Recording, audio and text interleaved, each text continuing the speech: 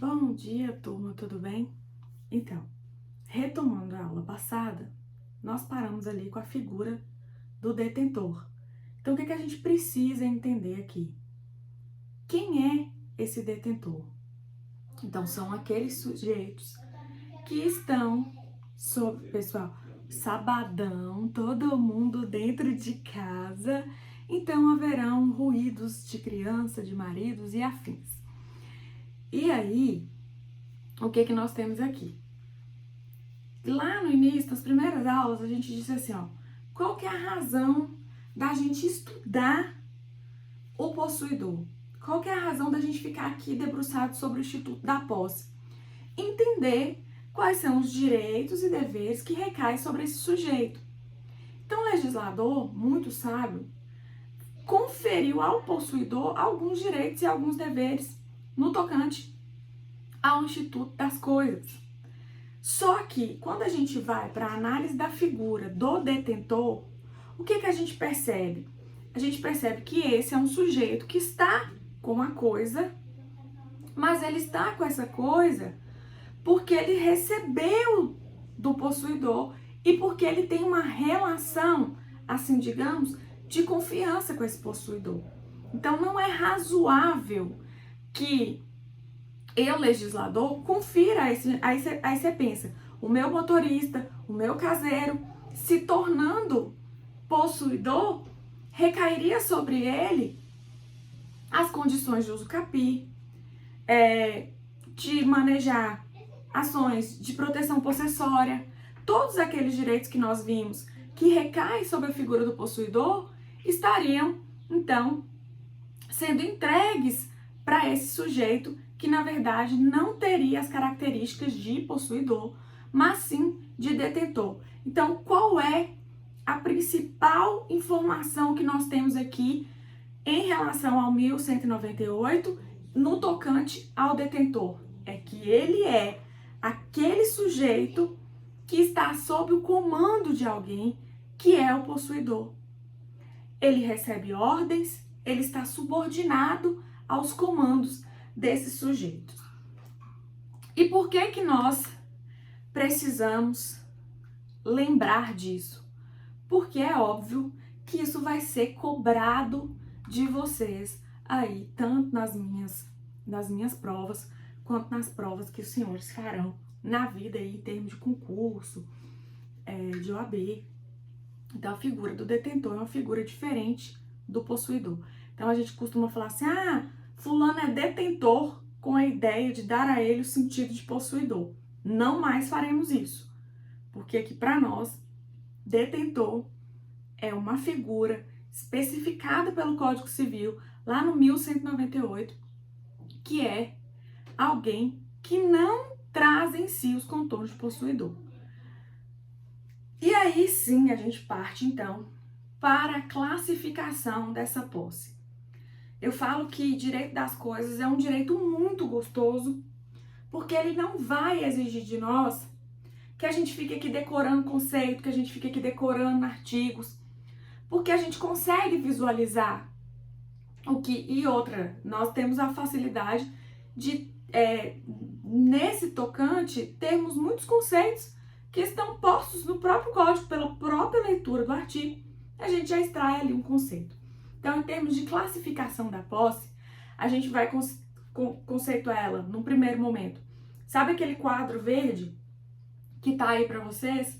Então, a gente tá nele agora, fazendo aquela pontuação das classificações. Então, eu pus aí para vocês que, no tocante quanto ao exercício e gozo da posse, como é que nós podemos classificá-la?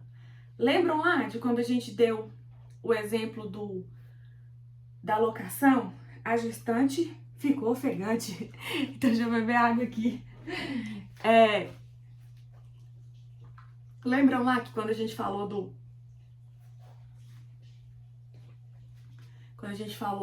do locador e do locatário? Então, olha aqui. Quando eu pensar na posse direta, eu estou pensando... Então, olha lá. Eu tenho um sujeito que é proprietário da casa, certo? E tem alguém que está alugando essa casa. quem é que vai exercer posse sobre essa casa? Resposta direta: os dois. Ah, Priscila, por que os dois, sendo que quem vai ter o uso, o exercício, o gozo dessa casa vai ser aquele que está ali alugando o imóvel? Por isso é que nós vamos, no tocante ao exercício e gozo, diferenciar a posse tanto em direta quanto indireta. Por quê? Lembram lá quando eu falei do cabeção? E aqui eu não como o celular está invertido, não vai ficar espelhado, né? Mas lembram lá do cabeção, que o cabeção traz o grude dentro dele? E lembra que eu falei que ele tem o braço igual o do Homem Elástico, lá uma borracha, sei lá o que, do Quarteto Fantástico? Então, quando ele estende algum desses direitos, ele não está cortando o braço e dando aquele direito. Ele está apenas estendendo esse direito. E ao estender esse direito, ele não o retira de si. Então, o cabeção continua a ter esse direito, mas de uma forma indireta. Por quê? Porque ele não está necessariamente fazendo uso direto e gozo daquele bem. Então, no tocante ao exercício e gozo da posse, nós temos a classificação direta e indireta. Aquele que está no domínio, no exercício, no uso, no gozo, ele está fazendo a posse direta. Aquele que indiretamente tem a posse, o próprio nome vai dizer. Então, ele não tem um contato direto com a coisa, mas ele continua tendo o direito de exercer essa posse. Então, ele tem uma posse indireta. E aí, a gente classifica direta e indireta. Quando a gente parte para a ideia de composse, né? A gente traz a ideia de composição. Então, se eu tenho um estudo da posse, analisando a posse de um sujeito só, quando eu vou para a análise da composse, eu estou dizendo que aquela posse vai ter companhia, que aquela posse vai ser acompanhada de quem? De outras pessoas. Então, no tocante à classificação da composse, eu vou dizer que composse é o uso concomitante entre pessoas da posse de uma mesma coisa, de um mesmo objeto. Só que aqui também a gente vai fazer uma análise no seguinte sentido.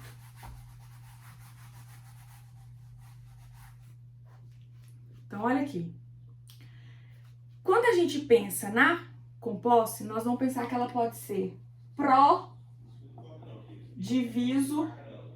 e pró-indiviso, certo?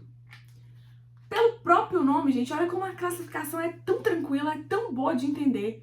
Porque pelo próprio nome, ó, pró-diviso, diviso, significa que há uma divisão, que eu posso fazer uma divisão. Então, suponhamos lá que eu tenho um terreno, certo? Uma fazenda grande. E alguém falece e deixa aí 4 herdeiros, A, B, C e D. Esses herdeiros, por algum motivo, dizem assim, olha, nós não temos condição de entrar com esse inventário agora, de suportar, vamos, enquanto a gente arrasta aí com esse inventário,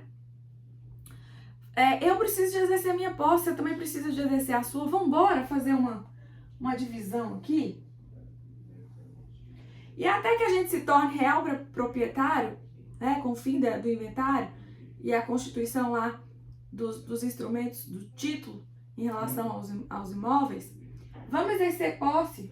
Então, aqui A, aqui B, aqui C e aqui D, certo? Por que esses sujeitos conseguem dividir a posse? Porque o objeto é divisível. Mas, quando a gente pensa na totalidade do imóvel, ele ainda está de forma inteira. Mas, ainda que existente para todos, um único documento existente, mas que confere a todos o direito de exercício de posse sobre esse bem, agora nós temos que eles têm o exercício de posse sobre esse bem, mas agora de forma dividida, cada um na sua fração. Então, todas as das vezes que eu olhar para uma composse e eu ver nela a possibilidade de eu dividir essa composse e fazer com que cada um exerça na sua fração a posse sobre o bem, eu estou diante de uma composse pró-diviso. Agora, pensa aqui, eu sou casada e tenho uma comunhão parcial de bens, certo? Eu e meu esposo compramos uma casa e essa casa pertence, é de propriedade minha e dele, certo? Quando a gente for exercer a posse, vocês acham que eu vou lá e vou falar assim, olha, a cozinha, vocês sabem que eu amo cozinhar. E aí vocês acham que eu vou falar assim, ó, a cozinha é de uso exclusivo meu, ninguém entra, ninguém usa, ou o banheiro da suíte é só meu. A gente bem que queria fazer isso às vezes, né? Mas, como o bem é de composse, eu não posso fazer essa divisão. Então, por quê? Porque a natureza daquele bem não dá a ele, e aí cuidado, porque quando a gente pensa na natureza, pode ser até uma terminologia que seja arriscado usar, né? Enquanto a natureza do objeto, porque a natureza da casa poderia até ser dividida em outras circunstâncias, mas não nessa situação em que eu estou casada, em que a paz excede todo o entendimento nesse casamento e que a gente assim pretende permanecer, né? Então aí eu não vou falar em partes divididas, embora depois em sala de aula eu vou contar para vocês um negócio que as meninas do 8º me contaram que apareceu lá no NPJ, que assim, que jogou por terra todo esse meu exemplo, mas vou deixar para contar em sala de aula. Mas enfim, então quando eu olhar para um bem e ver que ele não traz em si condições de ser dividido para o exercício da posse, então as pessoas precisarão utilizar daquele bem no mesmo instante. É o carro que o seu pai te empresta para ir para a faculdade, certo? Ele fala assim, olha filha, a partir de então, não vou passar o carro pro seu nome não, mas você tem a posse junto comigo desse bem. Com posse, eu e meu pai estamos exercendo ao mesmo tempo com posse sobre esse bem, certo? E aí, a gente vai utilizar do bem conjuntamente. Aliás, não vamos pôr o pai não, né? Porque o pai pode dar uma... é porque ele é o proprietário do bem, né? Então, vamos supor, comprou um carro com o marido. Só tem um carro na família. E o carro é do esposo do esposo da esposa. E aí, eles vão ter que usar conjuntamente.